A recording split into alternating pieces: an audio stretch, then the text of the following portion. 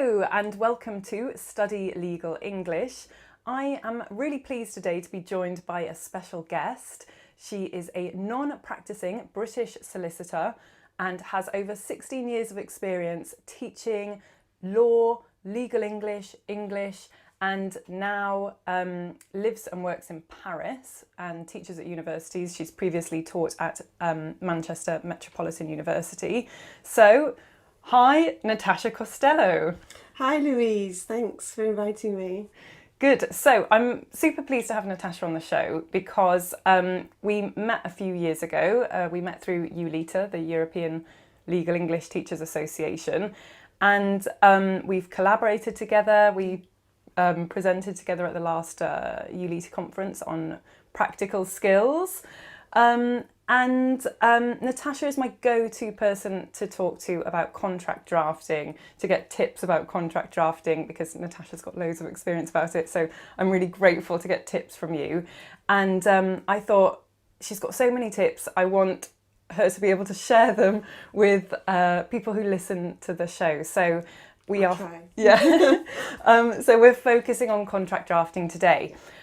So I gave a bit of your background, but can you explain a little bit more about how you got to where you are today?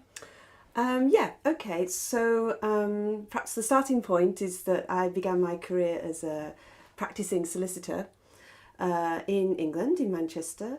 And so I was drafting contracts at that point. I specialised in commercial real estate law. So I was drafting contracts for the sale and purchase of property, land, commercial leases, option agreements, lots of different types of contracts. And then, as you said, I went to teach at Manchester Metropolitan University. So I was a senior lecturer on the legal practice course. And in case your listeners don't know, the legal practice course is a course you have to do after your degree, but before you do your training to become a solicitor. So it focuses on practical skills. So as well as teaching law, I was teaching contract drafting and drafting leases. And I was also running a programme on commercial lease drafting in a local law firm as well. And then, as you said, I came to Paris, so that was about 10 years ago. So whereas in England I was teaching native English speakers, now I'm working with non-native speaking lawyers and law students. So I'm working with French practicing lawyers and French university law students, teaching them legal English and teaching contract drafting. Very interesting and challenging and quite different ways to work. Great. So moving into contract drafting and tips about contract drafting now, in your experience, what are some of the top errors or mistakes or problems with contract drafting, and how can these problems be resolved or improved upon? Maybe I'll just focus on three common problems, if you like, that I see. So the first problem is using archaic language and what we sometimes call legalese. And I know a lot of your previous interviewees or your previous podcasts deal with this question of legalese. Yeah. I might just interrupt you, just in case the listeners don't know what legalese is. We could say that it's language that doesn't have a specific technical legal meaning, but that's used kind of to give maybe a legal flavour to the contract or to your legal writing, but that doesn't necessarily add anything. You can give plain English alternatives. So do you have... Well, you're going to give some examples of legalese, I suppose. So I just wanted to kind of just clarify what it was. Yeah, but a good one is something like whereas. And that was funny because I had a student that said to me, but I like whereas. It makes me sound like an English lawyer. So I think people perhaps use these words because they sound more lawyerly. And but whereas, for example, is a word that you can just cut out. You don't need it at all. And then some of the sort of more problem words are things like herein, herein before, herein after. And as I said, I know you've dealt with that on previous podcasts. Perhaps an example of where it caused an ambiguity recently. It doesn't sound too archaic, but I had the word, or I saw the word above mentioned in a contract. So this was a settlement agreement where Party A was agreeing to pay Party B various sums of money. And so, in one clause it said they would pay this much, in another clause this much, for various different items. And then at one point in the contract, it referred to the above mentioned sums. And so I had to stop and ask the lawyers, well, which sums do you mean?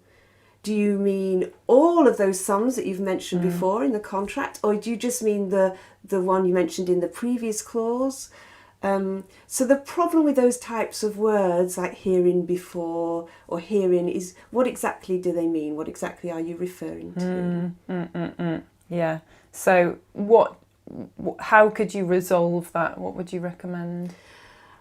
Probably with something like that, you need to be specific about which sums you're referring to. So you can perhaps refer to the sums in clause 4, for example. Then you'd have to be careful, because if you change your clause numbering, then you could have a problem too. So it's not always easy, but it's just something to be aware of. Just make sure if you've said the sums in clause 4, then you change clause 4 to clause 5, that you've got some system to check that you've got those correct numbers. Exactly.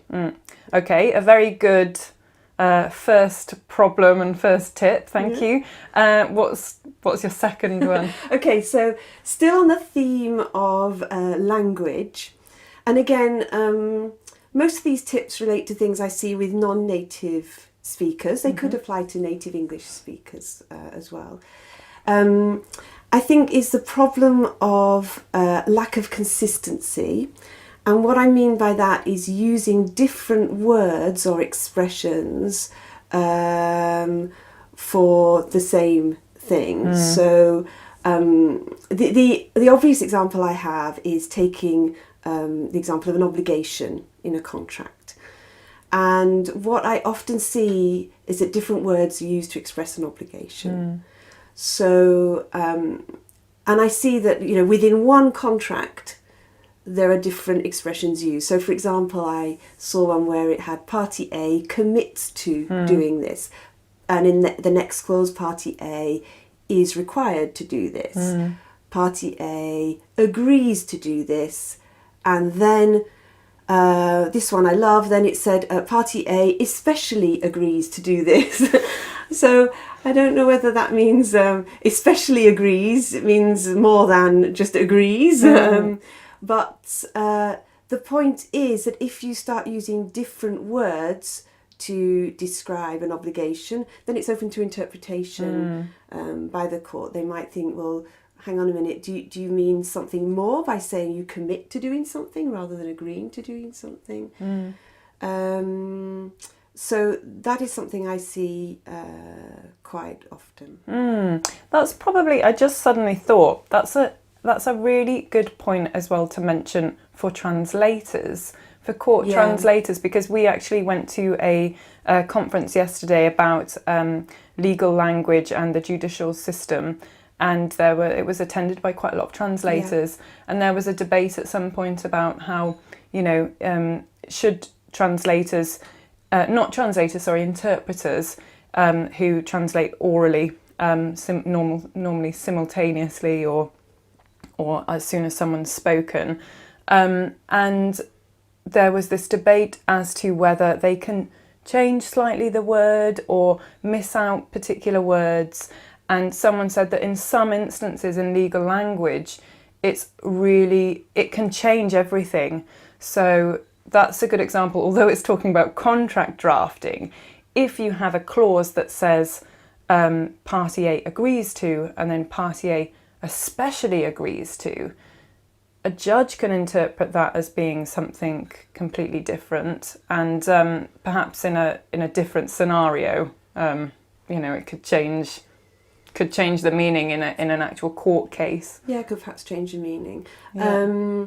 And another point about, again, just about being consistent is there was a case a couple of years ago, and this time it was where there was a definition, and as I'm sure your listeners will probably know, that often in a contract you have defined terms. And when you have defined terms, you have capital letters for the defined term. And then you use those capital letters throughout your contract. So there was a case a couple of years ago where there was a definition of practical completion, capital P, capital C. But at one point in the contract, it referred to practical completion with a small p and a small c. And so one party tried to argue this meant something different, so a different date of practical completion. And the court agreed that practical completion, small p, small c, was different to the defined term with a capital P, capital C. And in fact, that was quite interesting because it was where the lawyers had taken a standard form contract, a standard form building contract in England, and had added to it and changed some of the wording. And I think that's the other thing often that I see with French lawyers is they're taking a contract they've perhaps found and then they are adding some bits to it, and that's when inconsistencies can occur. So make sure you're consistent, you follow the defined terms, you follow the language of the original contract.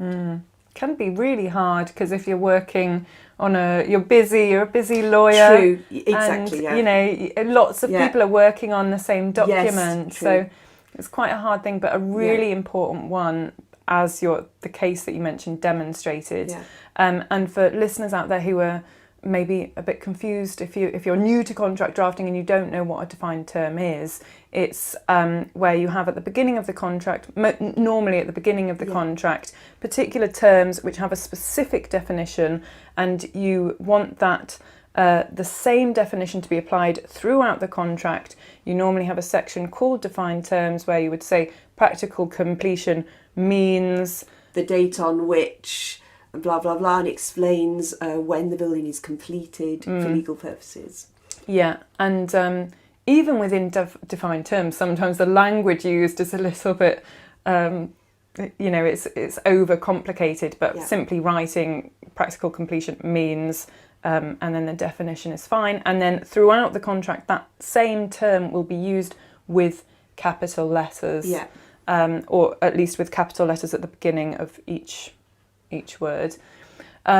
So good, a very, very good point. So make sure that you're consistent in the contract drafting. And I think you made a good point about lawyers being busy, and I think it is difficult. I've been a practicing lawyer, and I know that often you don't get time. Ideally, what you should be doing is before you draft, you should be thinking about what you're drafting, thinking, why am I drafting this document? What's the purpose of this clause? Is it an obligation? Okay, then I should make sure that I'm consistent with the language I use to show an obligation. But I think that's the problem. Often people are working under time pressures, and it's difficult. I appreciate that. Yeah, happens in every job, and every jurisdiction, and very difficult. Okay, so good. Second point. What's the third tip? The third tip is, again, something I think, because I'm working with non-native English speakers, is just in terms of sentence structure. I think there's a tendency to sometimes translate very literally from your first language into English. And sometimes this means that the sentence doesn't have the correct grammatical structure in English. Often it means that sentences are very long, and it can just be difficult for me to understand or to follow the sentence, really.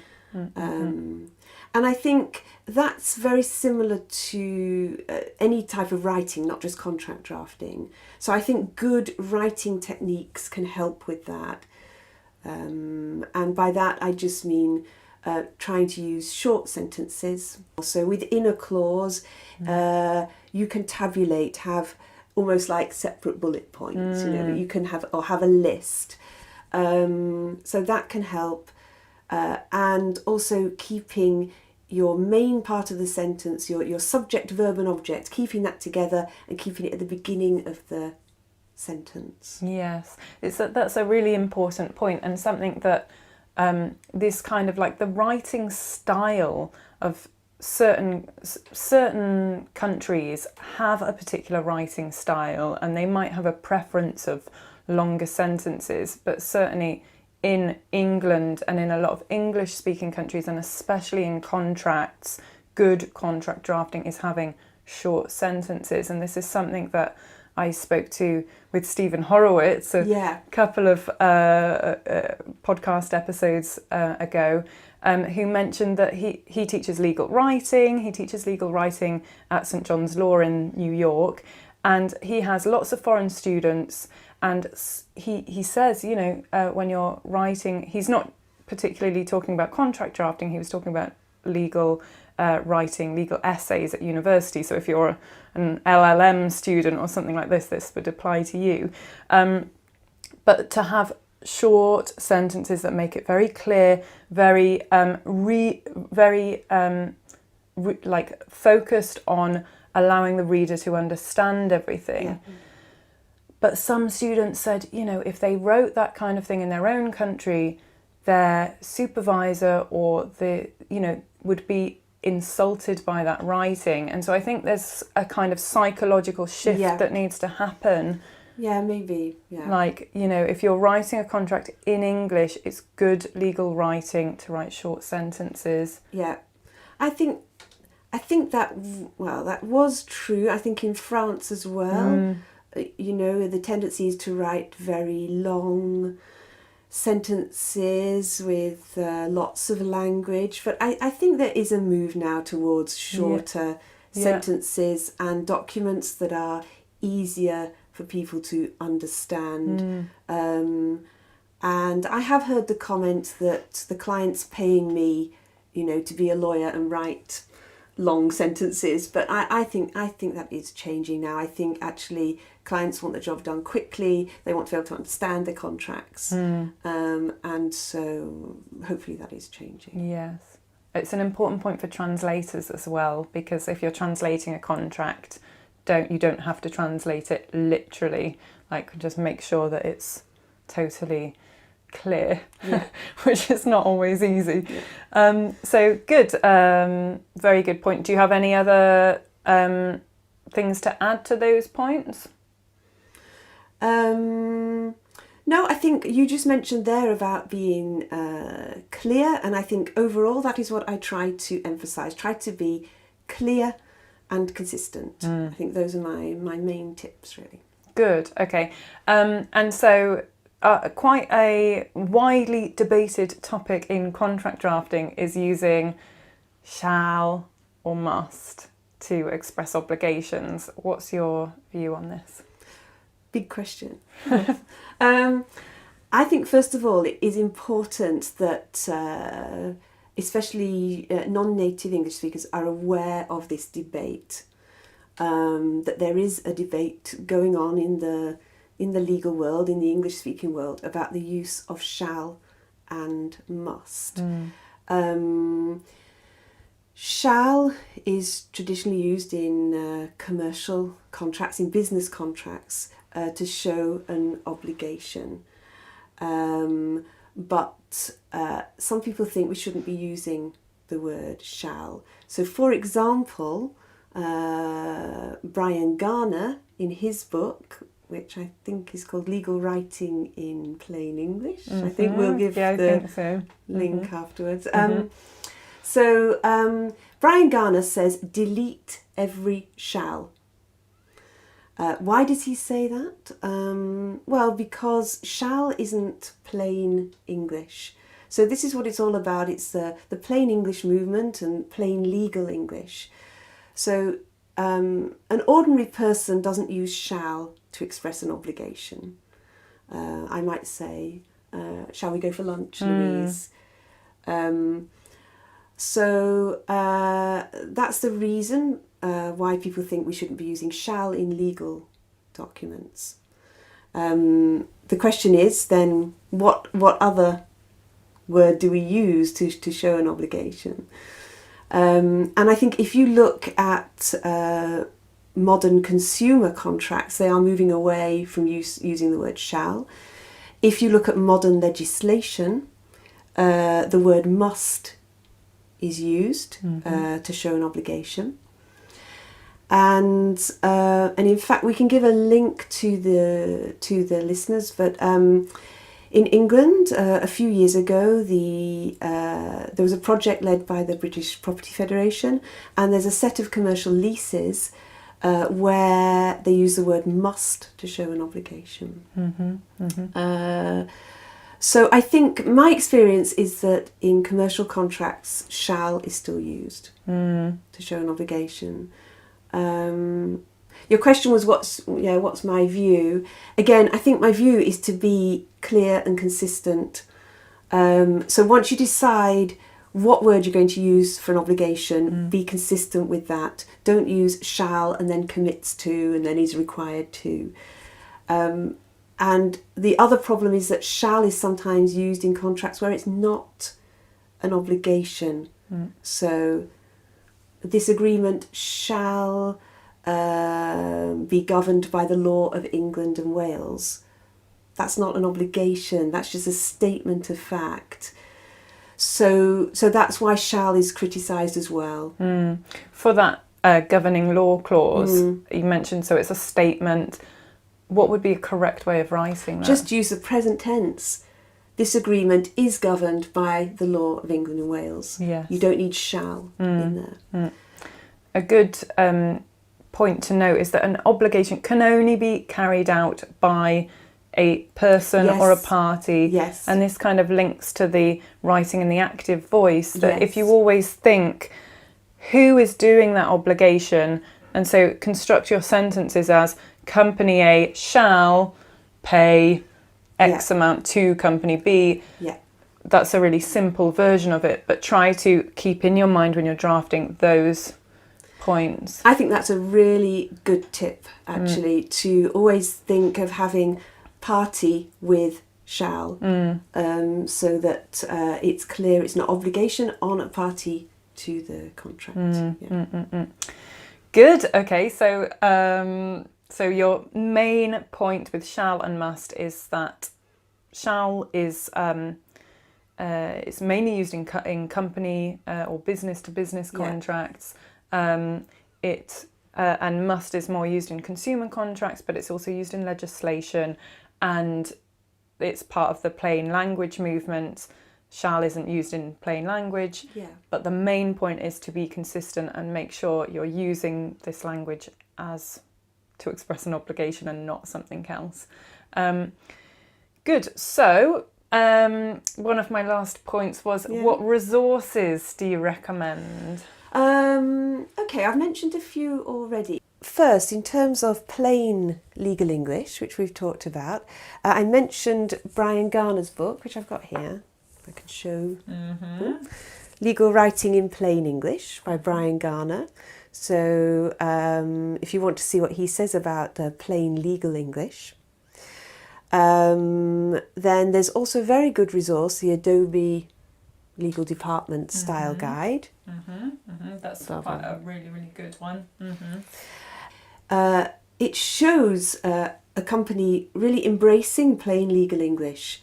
It's a really good resource. Again, they say don't use shall, use another verb, and they give examples. They give examples of legalese and how you can avoid that. and examples of alternatives to shall as well. It's a really good resource, actually. When I was starting doing some contract drafting, I asked Natasha for some helpful resources, and you recommended that to me, and it's a really good resource. And like you mentioned, it's got the on some of the pages, it's got like the legalese version and then the plain English equivalents, which you can just it's a really helpful resource if you're drafting contracts. And not just drafting, I think it covers sort of good writing skills as well. Yeah. So, and it just shows you that there are companies out there who are following the plain English principles. It's not something to be scared of. Yes. You know? Yeah.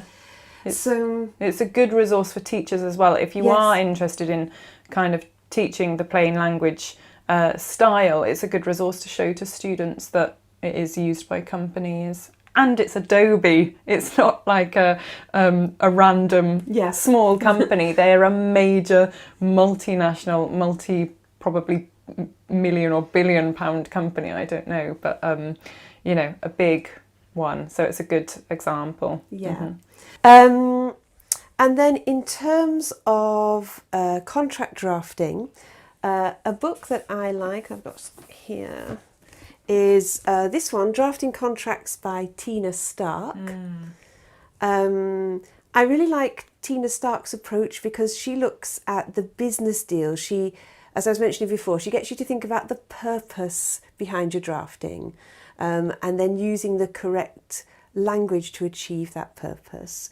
So Tina Stark's an American writer, but I think that the contract drafting principles she talks about apply to any English language contracts. Another good resource is this book, A Manual of Style for Contract Drafting by Ken Adams.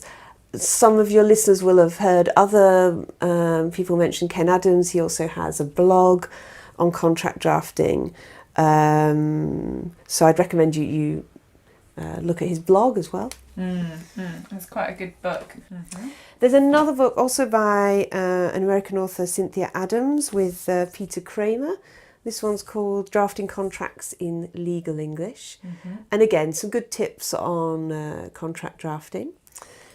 In terms of something from a British author, I think I would recommend this book, a Law Society publication called Clarity for Lawyers, which was recently updated. It's not purely about contract drafting. It's about good writing, but again, the principles and techniques apply to contract drafting too. And actually, Natasha's written an article which is for the Clarity Journal, and it was called Teaching Non-Native English-Speaking Lawyers to Draft Contracts with Clarity. It's a really, really helpful article, especially for teachers, because it gives some tips and it's really, really concise, and it's quite a nice resource to use actually with students and to get those tips. So sometimes the most difficult question to answer from students is when they say, have you got some examples of some well-drafted contracts? I'm often asked that question. And the problem is that I usually take contracts that haven't been drafted well and show how they can be improved. So it's difficult. It's difficult to find examples of well-drafted contracts.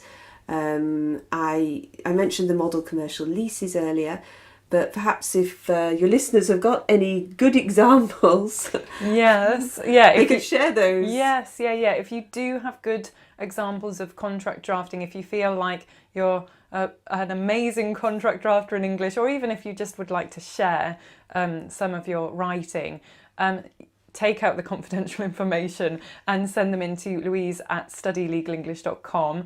And as well, you can get in touch directly with Natasha. She's on LinkedIn, and you can find her by searching Natasha Costello. I can leave a link in the show notes. So if you've got any further questions, would you be happy to answer those? Of course, yes. Yeah. Good, excellent. So Brilliant. So that was a you gave some really helpful tips there. So thank you, Natasha. Thank you. Thank you, Louise. And for listeners, I hope you found that helpful. I hope you found something new. And I've got a question for you. What do you find difficult about contract drafting? Get in touch. Send me an email to louise@studylegalenglish.com, or you can join in the conversation on social media, on Facebook, Twitter. Just search for @legalenglisher, or you can probably, if you're watching this on YouTube, you can leave a message down below and either Natasha or I will hopefully respond. Thank you for listening and see you next time.